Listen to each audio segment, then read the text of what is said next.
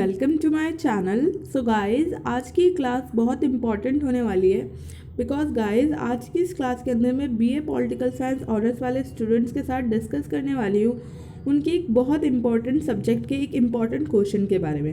And guys आज की जो क्लास में मैं क्वेश्चन आपसे डिस्कस कर रही हूँ वो क्वेश्चन आपके एग्जाम में डेफिनेटली आएगा, ये मैं आपको श्योरिटी देती हूँ। इसके बाद गाइस चलिए फटाफट से हम क्वेश्चन को देख लेते हैं, जो कि है हमारा फर्स्ट क्वेश्चन, जिसके बारे में मैं आपको एक्सप्लेन करने वाली हूँ आज की क्लास के अंदर। सो गाइस हमारा जो क्वेश्चन है वो है अंतर्राष्ट्रीय संबंधों की प्रकृति और विषय क्षेत्र पर विमर्श करें। आपके अनुसार क्या अंतर्राष्ट्रीय संबंध अंतर्विषयतात्मक होने चाहिए?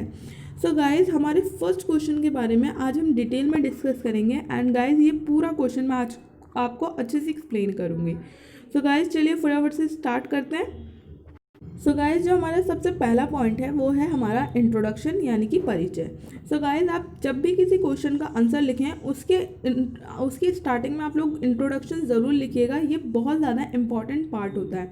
सो गाइस चलिए फटाफट से शुरू करते हैं। जैसे कि गाइस आज पूछा गया है कि अंतर्राष्ट्रीय संबंध मानव व्यवहार का एक प्रमुख विषय है। आज विश्व के सभी देश एक दूसरे पर आश्रित हैं, सभी सामाजिक, आर्थिक, कूटनीतिक तथा राजनीतिक रिश्तों से जुड़े हुए हैं। वैश्विक विकास के लिए सभी देश एक दूसरे पर निर्भर हैं। अंतर्राष्ट्रीय संबंध वैश्विक अंतर्राष्ट्रीय प्रणाली में राज्यों की बातचीत की व्याख्या करने का प्रयास करते हैं और ये उन अन्य लोगों की बातचीत को भी समझने का प्रयास करते हैं जिनका व्यवहार एक देश के भीतर उत्पन्न होता है और अन्य देशों के सदस्यों की ओर लक्षित होता है। संक्षेप में अंतर्राष्ट्रीय संबंधों का अध्ययन राज्यों की सीमाओं के पार होने वाले व्यवहार की व्याख्या करने का प्रयास है। सो गाइज ये हमारा इंट्रोडक्शन हो गया। आई एम श्योर आपको इंट्रोडक्शन अच्छे से क्लियर हो गया होगा गाइज। इंट्रोडक्शन मैंने बिल्कुल सिंपल लैंग्वेज में एक्सप्लेन किया है गाइज, तो आप लोगों को बिल्कुल भी प्रॉब्लम नहीं होगी गाइज। अब हम बढ़ते हैं हमारे नेक्स्ट पॉइंट की तरफ। गाइज हमारा नेक्स्ट पॉइंट है डेफिनेशन यानी कि परिभाषा। तो गाइज हमारी सबसे पहली परिभाषा दी है मार्गेंथो ने। मार्गेंथो के अनुसार अंतर्राष्ट्रीय संबंधों का मूल अंतर्राष्ट्रीय राजनीति है। हालांकि वे ये कहते हैं कि अंतर्राष्ट्रीय राजनीति की तुलना में अंतर्राष्ट्रीय संबंध बहुत व्यापक है। राष्ट्रों के बीच राजनीति शक्ति के लिए संघर्ष है, जबकि अंतर्राष्ट्रीय संबंधों में राष्ट्रों के बीच राजनीतिक, आर्थिक और सांस्कृतिक संबंध शामिल हैं। सो गाइस मार्गेंथो के अनुसार अंतर्राष्ट्रीय संबंधों का जो मूल है, जो उनकी नींव है, वो अंतर्राष्ट्रीय राजनीति में है। लेकिन वो ये भी कहते हैं कि अंतर्राष्ट्रीय संबंधों की अंतर्राष्ट्रीय राजनीति की तुलना में अंतर्राष्ट्रीय संबंधों का जो अध्ययन क्षेत्र है वो बहुत बड़ा, बहुत व्यापक है। जहाँ हम अंतर्राष्ट्रीय राजनीति में शक्ति के लिए संघर्ष करते हैं, वहीं अंतर्राष्ट्रीय संबंधों में राष्ट्रों के बीच राजनीतिक, आर्थिक और सांस्कृतिक संबंध शामिल होते हैं। सो गाइस ये हमारी फर्स्ट डेफिनेशन है। हमारी सेकंड डेफिनेशन में कहा गया है कि पमार और प्रिकंसन व्यक्त करते हैं कि अंतर्राष्ट्रीय राजनीति अनिवार्य रूप से राज्य प्रणाली के संबंधों से संबंधित है, जबकि अंतर्राष्ट्रीय संबंधों में संप्रभु राज्यों के बीच सभी प्रकार के संबंध शामिल हैं। इसीलिए अंतर्राष्ट्रीय संबंध व्यापक हैं और अंतर्राष्ट्रीय राजनीति का दायरा बहुत छोटा है। तो गाइस इस तरह से ये दो डेफिनेशन मैंने आपको एक्सप्लेन किया। आपको इन दोनों डेफिनेशन को अच्छे से लर्न करना है क्योंकि ये आप लोगों के इंटरनेशनल रिलेशन से रिलेटेड बहुत इंपॉर्टेंट है।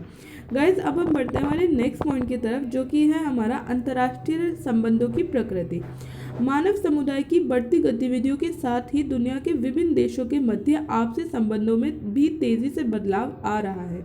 इसीलिए आज अंतर्राष्ट्रीय संबंधों की प्रकृति में भी तेजी से बदलाव आ रहा है, जो हम निम्नलिखित बिंदुओं से समझ सकते हैं। तो गाइस हमारा सबसे पहला पॉइंट है नए राष्ट्रों का उदय। अंतर्राष्ट्रीय संबंधों के विकास एवं प्रसार में विभिन्न देशों की महत्वपूर्ण भूमिका रही है। ऐसे में नए राष्ट्रों के उभरने में इसके स्वरूप में भी बदलाव आने लगते हैं। इस समय विश्व में संप्रभु राष्ट्रों की संख्या बढ़कर 192 हो गई है। साउथ सुडान सबसे नया देश है। पहले कुछ ही देश अपना वर्चस्व बनाए हुए थे, लेकिन आज देशों के कई समूह बन गए हैं और वैश्विक संबंधों की जटिलता बढ़ गई है।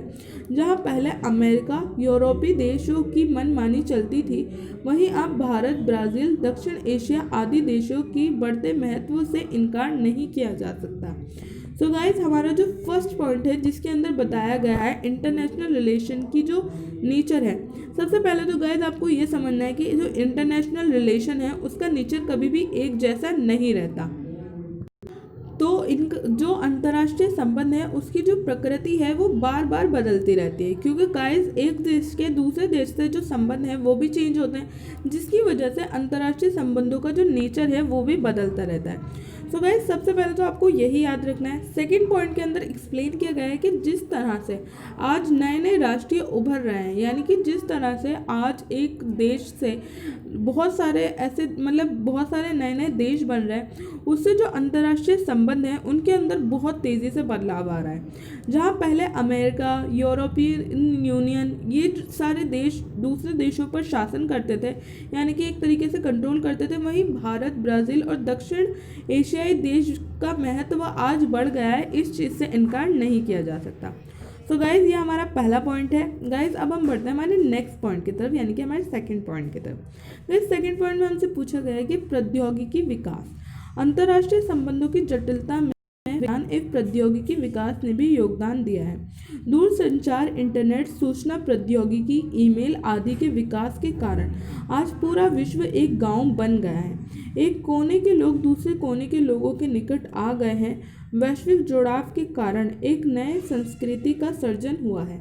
एक देश में हुई वैज्ञानिक प्रगति शीघ्रता के साथ सीमाओं के संबंध तोड़कर चारों ओर छा जाती है। तो गाइज हमारे सेकंड पॉइंट के अंदर बताया गया है प्रौद्योगिकी विकास।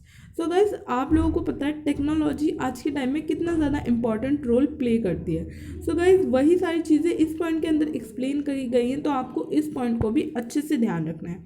गाइज अब हम बढ़ते हैं हमारे नेक्स्ट पॉइंट की तरफ, जो कि है हमारा अंतर्राष्ट्रीय संबंधों का विषय क्षेत्र।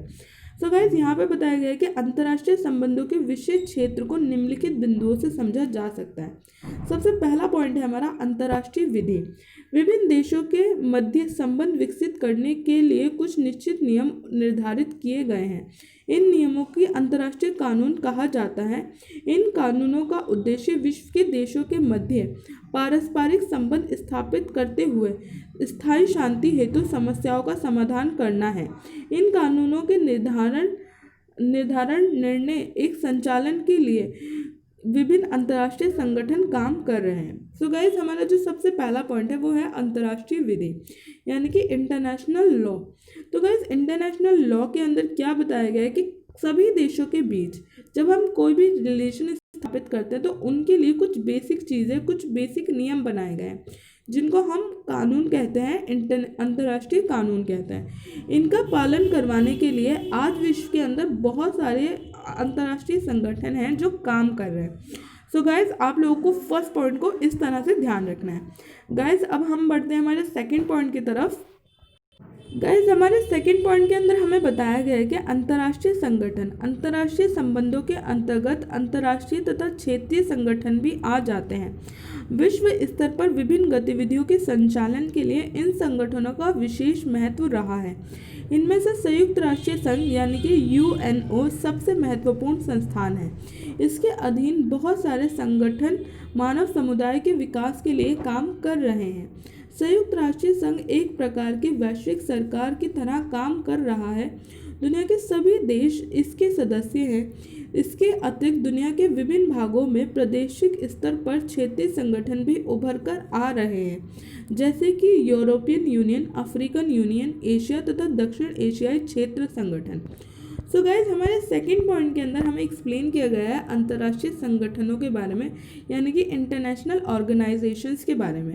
सो गाइज यहाँ पे बताया गया है कि अंतर्राष्ट्रीय संबंधों के अंतर्गत अंतर्राष्ट्रीय संस्थाएं और क्षेत्रीय संगठन भी आते हैं, और इनमें जो सबसे इम्पोर्टेंट है वो है यूएनओ यानी कि अंतर्राष्ट्रीय संयुक्त राष्ट्रीय संघ। तो गाइज इसके बारे में आपको ध्यान रखना है। एंड देन यहाँ पे आगे के पॉइंट में एक्सप्लेन किया गया है गाइज कि किस तरह से ये जो अंतर्राष्ट्रीय संगठन है ये एक नेशनल लेवल की गवर्नमेंट की तरह काम करता है, और किस तरह से ये सभी देशों पे अपना नियंत्रण रखता है, और किस तरह से दुनिया के सभी देश इसके सदस्य हैं। इसके अलावा जो क्षेत्रीय संगठन है जैसे कि अफ्रीकन यूनियन, यूरोपियन यूनियन, ये सब भी आज काफ़ी ज़्यादा इम्पॉर्टेंट रोल प्ले कर रहे हैं इंटरनेशनल रिलेशन में।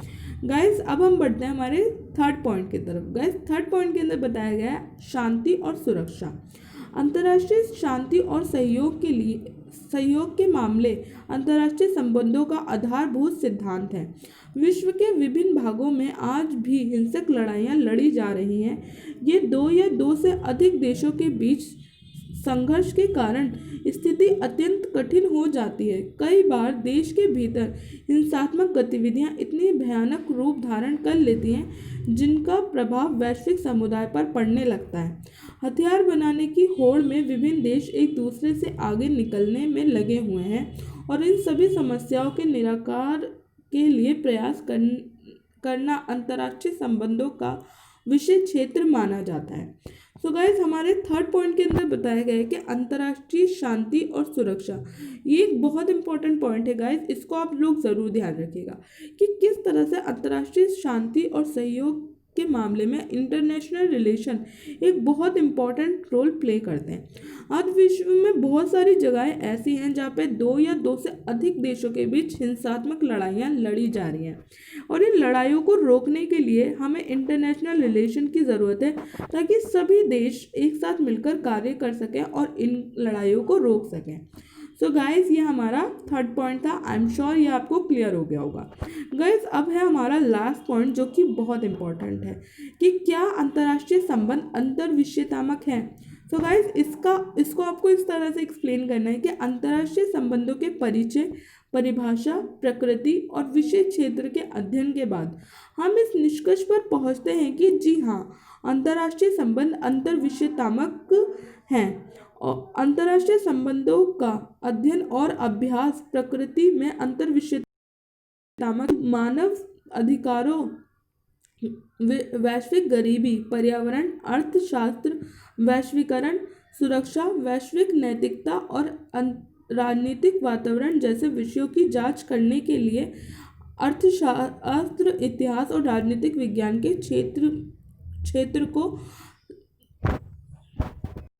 सम्मिश्रित करता है। सो गाइज यहाँ पे बताया गया है कि जी हाँ, अंतर्राष्ट्रीय संबंध अंतर्विषयतात्मक है। गाइज बेसिकली ये जो वर्ड है अंतर्विषयतात्मक, इसका मतलब क्या होता है? इसका मतलब होता है एक ऐसा विषय जिसके अंदर और भी अन्य विषय शामिल होते हैं। तो बिल्कुल इंटरनेशनल रिलेशन एक ऐसा ही विषय है जिसके अंदर हम बहुत सारी चीज़ें एनालाइज करते हैं, जैसे कि वैश्वीकरण, वैश्विक सुरक्षा, वैश्विक गरीबी, पर्यावरण। इन सारे मुद्दों के बिना कहीं ना कहीं इंटरनेशनल रिलेशन हमें वीक सा नज़र आता है, अधूरा सा नज़र आता है। तो बिल्कुल अंतर्राष्ट्रीय संबंध एक अंतर्विषयतात्मक टॉपिक है एंड इसको हम अंतर्विषयतात्मक कह सकते हैं, यानी कि इंटरडिसिप्लिनरी कह सकते हैं। सो गाइज ये हमारा लास्ट पॉइंट था। आई एम श्योर ये आपको क्लियर हो गया होगा। सो गाइज उम्मीद करती हूँ अगर आपको ये पूरी क्लास अच्छे से समझ आई है तो गाइज आप लोग इस क्लास को शेयर कीजिएगा, लाइक कीजिएगा एंड चैनल पर अगर आप पहली बार आए तो चैनल को सब्सक्राइब करना मत भूलिएगा। तो गाइज आज की इस क्लास में बस इतना ही। मिलती हूँ मैं आप सबसे अपनी नेक्स्ट क्लास के अंदर। तब तक के लिए थैंक यू सो मच।